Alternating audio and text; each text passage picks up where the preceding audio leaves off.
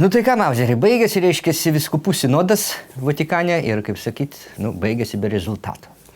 Nu, gal besidomintis šią tematiką žmonės iš jūsų išgirstų, kokio rezultato buvo siekta ir kas tas sinodas iš viso yra. Nu, vyresniems žmonėms turėtų būti aišku, apie ką mes čia kalbam, reiškiasi. Sinodas tai toks kaip, tarybiniais laikais buvo TSKP partijos suvažiavimas. Reiškiasi, ką turim, tik tais vietoj deputatų viskupai sėdi. Ateina popiežius. Ir visiems ploja, atsistoja, ploja popiežiui. Popiežius ateina prie tos tribūnos, ir užduoda temą pagrindinę tam, reiškiasi, sinodui, apie ką, reiškiasi, kalbės visi. Ir, reiškiasi, tas sinodas vyksta, vakare jau neoficialioji programa. Lėbavimas, bendravimas komitetuose, kas, nesiplėsiu, aišku, kas ten pas juos vyksta. Dar koks nors cigarą kokį išsitraukia, kurį atvežė vyskupas iš Kubos.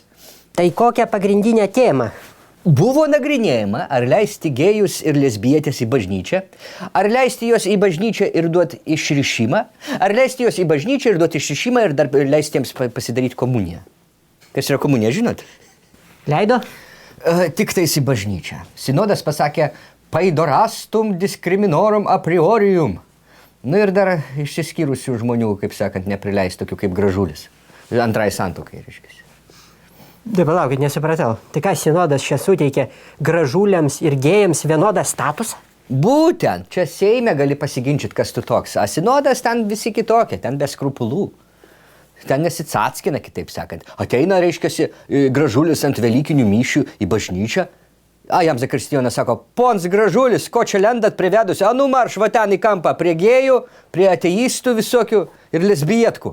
Ir sėdėkit ten savo, sako Zakristijonas. Kažkaip iš to sinodo visi tikėjusi daugiau. Tai iš tas KP suvažiavimo irgi visi tikėdavosi daugiau, gaudavosi tas pats. Yra partiniai, yra proletarai. Kiekvienam savo.